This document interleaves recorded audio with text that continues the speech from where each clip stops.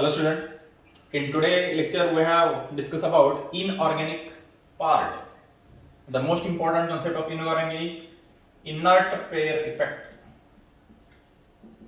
Inert pair effect. Okay.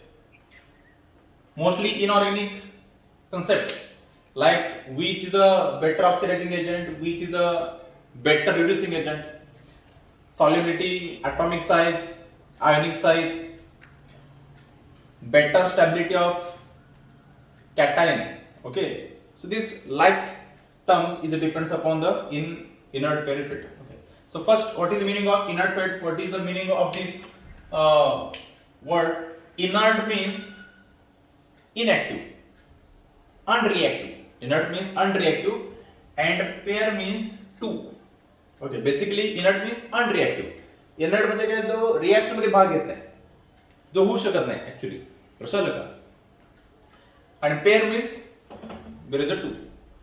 So first, this inert pair effect is applicable for p block elements, and p block elements having the group number 13, group number 14, and group number 15, and some part of group number 16. Maximum 13, 14, 15 ला apply होतो, 16 ला जो आहे तो particularly apply होत नाही. आता याच्यामध्ये इनर्ट पेअर घ्यायच्या अगोदर आपल्याला हे ग्रुप नंबर 13, 14, 15 जे एलिमेंट्स आहेत ते जे ग्रुप मध्ये एलिमेंट्स आहेत ते माहित असणं महत्त्वाचं आहे. It's a most important part. आता ग्रुप नंबर 13 मध्ये कुठले एलिमेंट आहे, 14 मध्ये कुठला आहे, 15 मध्ये कुठला आहे, आपण एक एक एलिमेंट याच्यामध्ये बघू. Okay, so first in group number 13 elements, first is boron, then aluminium, then gallium, then indium, and last is thallium. Okay, then group number 14 boron, then carbon, then it's nitrogen, then oxygen. Okay, aluminium, then silicon, phosphorus, silicon, phosphorus, then sulfur, gallium, germanium, then arsenic. Okay, then arsenic, then selenium. After this,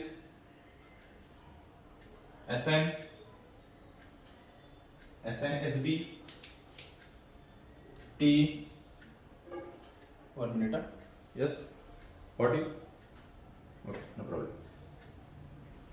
And last, Pb, bismuth, and polonium. Okay, so this element is there in group number 13 elements, group number 14 element, group number 15, and group number 16. This is the most important elements. This element is belongs to this particular group. आता ह्याच्यामध्ये हा जो inert pair effect आहे, group number 13 to 15 पर्यंत maximum apply होतो, group number 16 ला एवढा apply होत नाही. कंटेंट तुम्हाला सांगतो काय येतो. चला, कंटेंट सांगतो काय. आता बघा ह्याच्यामध्ये काय होतं, ग्रुप नंबर 13 जो एलिमेंट आहे त्याचं जे जनरल इलेक्ट्रॉनिक कॉन्फिगरेशन आहे ग्रुप नंबर 13 चं, ते कसं आहे, NH2 NP1. This is general configuration is NH2 NP1. Group number 14 configuration NH2 NP2. Group number 15 NH2 NP3, and then NH2 NP4. Okay, this is a general electronic configuration. For example, suppose I will take the example like aluminium. Okay, so aluminium atomic number is a 13. The distribution is 1s2, 2s2, 2p6. Okay, 3s2, and 3p1. This is general electronic configuration of aluminium. काय बघा याच्यामध्ये 3s2, 3p1 means s2 and p1, s2 and p1, and there is the same number of shell is formed. Same number of orbit is formed, n 3 3. Okay, this is the general electronic configuration of each and every group of this element. So then next is common oxidation state. General oxidation state of group number 13 is, group number 13 general oxidation state is a +3. Why +3? Because in this case there is a loss of 1 p electron and loss of 2 s electron. याच्यामध्ये काय होतं, p चा 1 electron आणि याचे 2 electron, total किती electron loss होतात, 3 electron loss होतात. Oxidation state काढत असताना लक्षात घ्या, आपल्याला इथे काय करायचं आहे, P चा 1 आणि H चे 2 असे हे दोन ऑर्बिटलचे इलेक्ट्रॉन्स लॉस करायचे. P चा 1, H चे 2, टोटल किती झाले 3, म्हणजे प्लस 3 ऑक्सिजन स्टेट. इथे काय होणार बघा, P2 S2 म्हणजे P चे 2 आणि H चे 2 इलेक्ट्रॉन लॉस होणार and then to form +4. In this case इथे काय होणार P3 2 +5. इथे काय होणार P4 S2 इथे +6. हे तुम्हाला इनऑर्गॅनिक पार्ट मध्ये बेसिक झाला असेल. लक्षात घ्या याच्यामध्ये क्लासिफिकेशन ऑफ एलिमेंट किंवा पिरियडिसिटी मध्ये हा जनरल पार्ट झाला असेल. लक्षात घ्या माहित कसं मला सांगतो group number 13 +3 oxygen state why form because 1 loss P 2 loss S. Similarly 2 2 4 3 2 +5 आणि +6. आता बेसिक ह्याच्यामध्ये काय तर इथं जो पार्ट आहे ग्रुप नंबर 13 मध्ये हा बोरॉन, अल्युमिनियम, गॅलियम, इथं carbon, silicon, germanium, nitrogen, phosphorus, arsenic. तर या कंडिशन मध्ये काय होतं बघा सर, हे बघा आता बोरॉन आहे. Boron this element start from the second period. तुम्हाला माहिती आहे सेकंड पिरियड स्टार्ट होतो हा. सेकंड पिरियड मध्ये जर तुम्ही इन द पिरियड टेबल बघितला तर सेकंड पिरियड पासून स्टार्ट होतो. म्हणजे तर बोरॉनचं काय असणार आहे, boron configuration is second period म्हटल्यावर 2s2 and 2p1. Aluminium start from third 3s2 3p1. Gallium 4s2 4p1. this indium 5s2 5p1 and this helium 6s2 6p1. similar this carbon, हा carbon बघा, this similar this carbon 2s2 2p2 again 3s2 3p2 4s2 4p2 5s2 5p2 6s2 6p2 and then so on. असं याच्यामध्ये हे जे electron configuration general electronic form होतं. आता ह्याच्यामध्ये हे जनरल इलेक्ट्रॉनिक कॉन्फिगरेशन मध्ये आपण बघितलं तर काय होतं बघा, हितपर्यंत ग्रुप नंबर सेकंड, थर्ड आणि फोर्थ हितपर्यंत काय प्रॉब्लेम येत नाही. जिथे जनरली हा ऑक्सिजन स्टेट म्हणजे P1 आणि H2 इझिली लॉस होतात. तर इथं जर बघितला तर इंडियम आणि थॅलियम चे दोन जे ग्रुप्स आहेत ह्याच्यामध्ये फॉर्म होतो N-2 F ऑर्बिटल. म्हणजे ते F ऑर्बिटल सिरीज चालू होते. इथं स्टार्ट होणार sp, इथं स्टार्ट होणार spd आणि इथं स्टार्ट होणार spdf. इथे F सिरीज चालू होते. This is form the lanthanide and then to form the actinides. इथं काय होणार आहे F सिरीज स्टार्ट होणार तुम्ही इलेक्ट्रॉन कॉन्फिगरेशन मध्ये आणि F series start from N-2F 1 to 14 general range आहे. ओके, आणि या F सिरीज मुळे काय होतं बघा, आता बघा ह्या F सिरीज मुळे काय होतं की जनरल जर तुम्ही बघितलं तर ह्याच्यामध्ये NH2 NH2 NH2 NH2 this is a common orbital. Okay, common orbital याच्यामध्ये NH2 NH2 NH2 NH2 आणि प्रत्येक ऑर्बिटल मध्ये H चे 2 इलेक्ट्रॉन्स, इथं 2 इलेक्ट्रॉन्स हे 2 इलेक्ट्रॉन्स लॉस होतात. खरं लक्षात घ्या इंडियम आणि थॅलियममुळे काय होतं की ह्याच्यामधला जो NH2 जो आहे हा NH2 मी तुम्हाला ह्या ग्रुपचं सांगतोय सिमिलरली पॅटर्न ह्याच ग्रुपला असणार आहे. So in this case this NH2 this 2 electron is not easily loss or not loss. ह्याच्यामध्ये जे दोन इलेक्ट्रॉन्स आहेत NH2 जे दोन इलेक्ट्रॉन्स हे लॉस होते इलेक्ट्रॉन्स इथनं ह्या सिरीज पासून जिथं F ऑर्बिटल स्टार्ट होणार आहे लक्षात लगा तिथनं हा जे H चे दोन इलेक्ट्रॉन्स आहेत इथनं लॉस होत नाही, इझिली लॉस होत नाही. का लॉस नाही तर लक्षात घ्या N-2F ऑर्बिटल मध्ये काय असतो, N-2F ऑर्बिटल मध्ये जो शिल्डिंग इफेक्ट असतो, कुठला इफेक्ट शिल्डिंग इफेक्ट असतो, शिल्डिंग इफेक्ट खूप कमी असतो. ओके, आणि शिल्डिंग इफेक्ट जर कमी असेल तर ऑब्विसली न्यूक्लिअर चार्ज म्हणजे काय तर force of attraction between the centre of nucleus last orbit electron यांच्यावर न्यूक्लिअर चार्ज असतो तो खूप स्ट्रॉंग असतो. म्हणजे F ऑर्बिटलला शिल्डिंग इफेक्ट कमी. लक्षात घ्या कधी पण मोस्ट इम्पॉर्टंट पार्ट आहे. लक्षात ठेवा you have stored in your mind. Okay, so in F orbital shielding effect decreases and nuclear charge increases. Nuclear charge means Z effect. Z effect जो असतो तो काय होतो याच्यामध्ये इन्क्रीज होतो. Z effect म्हणजे काय न्यूक्लिअर चार्ज मध्ये काय होणार आहे इन्क्रीज होणार आहे हे लक्षात घ्या. मग याच्यामध्ये काय होतं बघा, आता जनरली जर तुम्हाला विचारलं की बेसिकली जो न्यूक्लियस असतो सेंटर ऑफ न्यूक्लियस हा न्यूक्लियस आहे. तर न्यूक्लियस मध्ये बघा हा असणार आहे NS ऑर्बिटल, हा असणार आहे NP ऑर्बिटल. कारण की आपल्याला इलेक्ट्रॉन्स कुठे लॉस करायचे S आणि P चे इलेक्ट्रॉन्स लॉस करायचे. P चा 1 इलेक्ट्रॉन आणि H चे 2 इलेक्ट्रॉन लॉस करायचे. तर इथे लक्षात घ्या. आता मला सांगा ह्याच्यामध्ये तुम्ही व्यवस्थित बघितला तर NH2 and NP1 मध्ये लक्षात का न्यूक्लियसच्या जवळ कुठला ऑर्बिटल आहे NH2 आणि NP1 आहे. ऑब्विसली NS आहे, याचे 2 इलेक्ट्रॉन्स असणार. ओके, आणि P चे किती इलेक्ट्रॉन आहे फक्त इथे एकच इलेक्ट्रॉन. आता मला सांगा इथं बघा इथं काय असणार आहे न्यूक्लियर चार्ज स्ट्रॉंग असणार. हे H चे इलेक्ट्रॉन जवळ आहेत ना न्यूक्लियर चार्ज, त्यामुळे इथं कसं न्यूक्लियर चार्ज जास्त असणार आहे, स्ट्रॉंग असणार आहे. आणि इथं काय होणार आहे हा P चा हा थर्ड इलेक्ट्रॉन. म्हणजे H चे 2 इलेक्ट्रॉन P चे इलेक्ट्रॉन लॉस झाले तर +3 फॉर्म करणार. खरं इथं काय होणार आहे ह्या सिरीज पासून काय होणार आहे जो झेड इफेक्ट जो आहे, जो न्यूक्लिअर चार्ज आहे, तो न्यूक्लिअर चार्ज अजून स्ट्रॉंग होणार. आणि न्यूक्लिअर चार्ज जर स्ट्रॉंग झाला, न्यूक्लिअर स्ट्रॉंग झाला, तर हे जे 2 इलेक्ट्रॉन्स आहेत, this 2 electrons are not easily removed. 2 electrons इथनं रिमूव्ह होणार नाही, कारण झेड इफेक्ट वाढणार. ह्या कंडिशन मध्ये इथनं नाही, ग्रुप नंबर पिरियड नंबर 5 आणि पिरियड नंबर 6 इथनं पासून काय होणार आहे, झेड इफेक्ट वाढणार आहे. आणि झेड इफेक्ट जर इन्क्रीज झाला तर हे H चे 2 इलेक्ट्रॉन्स आणि हे इलेक्ट्रॉन्स इझिली लॉस होत नाही. आणि इलेक्ट्रॉन 2 लॉस झाले नाही तर मग काय झालं, हे इथं इनर्ट तयार झाला. लक्षात आलं, inert means not take part. Okay, oxidation state. हे इलेक्ट्रॉन भाग घेणार नाही. किती भाग घेणार नाही, 2 म्हणजे काय, पेअर. आणि हा काय झालं, हे इनर्ट झाले ना.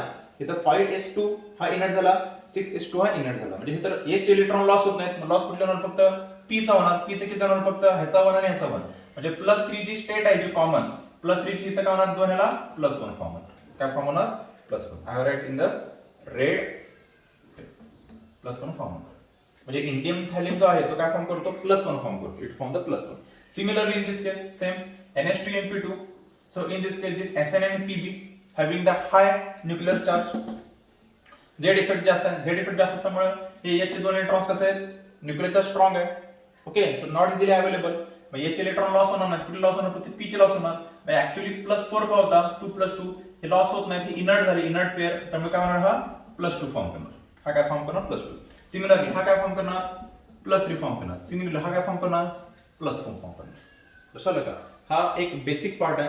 हा जो इफेक्ट आहे, या इफेक्ट मध्ये काय होतं, जो हायर मॉलिक्युलर मास आहे, जे हायर मॉलिक्युलर वेट आहे किंवा हायर ॲटॉमिक नंबर जे एलिमेंट आहेत, this high molecular mass element form the lower oxidation state as compare to low molecular mass. Indium थॅलियमचा ॲटॉमिक मास जास्त आहे as compare to boron, aluminium, gallium. मग ज्याचा atomic mass जास्त आहे त्यांचा ऑक्सिडेशन स्टेट लोअर आहे. ज्याचा ॲटॉमिक मास कमी आहे त्याचा ऑक्सिडेशन स्टेट हायर आहे. मग इथं +1 आहे, इथं +3 आहे. या इफेक्टलाच काय म्हणायचं, इनर्ट पेअर इफेक्ट असं म्हणायचं. This is called as a inert pair effect. And this effect is formed due to formation of Z effect. Okay, so higher molecular weight element, higher molecular mass element, formation of high Z effect. So in this case, this s orbital electron not take part in the chemical reaction. So this effect is called as a inert pair effect. लक्षात आलं का? म्हणजे वरचे जे element आहेत ते वरच्या एलिमेंटची ऑक्सिजन स्टेट हायर असते as compare to lower element. Due to lower element form the Z effect is a higher as compared to this upper elements. So this in this case s orbital, these 2 electrons are not available. Okay, मग याच्यामध्ये जर general part बघितला तर ह्याच्यावर questions काय असतात बघा. तुम्हाला आता इनर्ट पेअर इफेक्ट हा पॉइंट मी तुम्हाला सांगितलाय काय कंटेंट. आता ह्याच्यावर क्वेश्चन्स काय बघा. आता बघा, सपोज ह्याच्यामध्ये क्वेश्चन आहे, मी तुम्हाला असं क्वेश्चन विचारला, समजा ग्रुप नंबर 13 मध्ये एलिमेंट आहे. आता बघा, आता बोरॉन इथं समजा हा आपण बोरॉन फॅमिली घेतली. याच्यामध्ये बोरॉन 3+, ॲल्युमिनियम 3+, आणि ह्याच्यामध्ये गॅलियम 3+ अँड इंडियम 3+, असं याच्यामध्ये पॉइंट आहे. आता तुम्हाला याच्यामध्ये विचारले इंडियम 3+.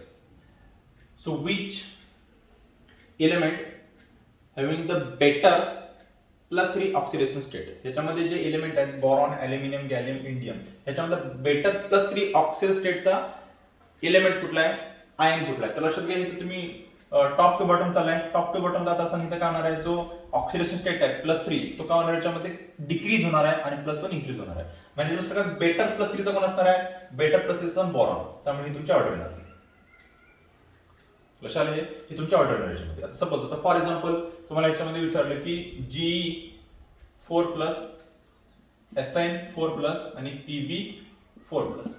Ge4+, Sn4+ आणि Pb2+. Which is a highly stable ion. ह्याच्यामध्ये हायली स्टेबल आयन कुठला असणार.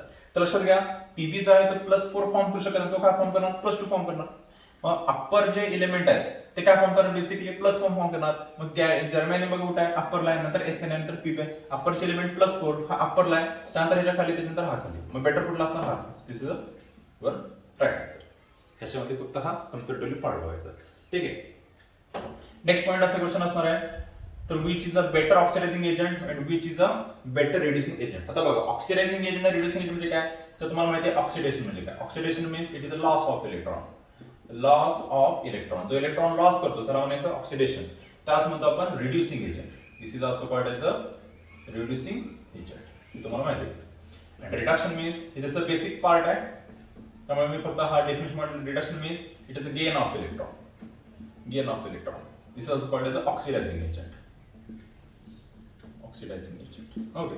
आता बघा सपोज तुम्हाला विचारलं की त्याच्यामध्ये SN4+ अँड Pb4+ ह्याच्यामध्ये which is a best oxidizing agent, ह्याच्यामध्ये सगळ्यात बेस्ट ऑक्सिडायझिंग एजंट कुठला SN4+ आणि Pb4+. आता लक्षात घ्या इथं बघा SN कुठं आहे, SN इथं आणि Pb इथं आहे.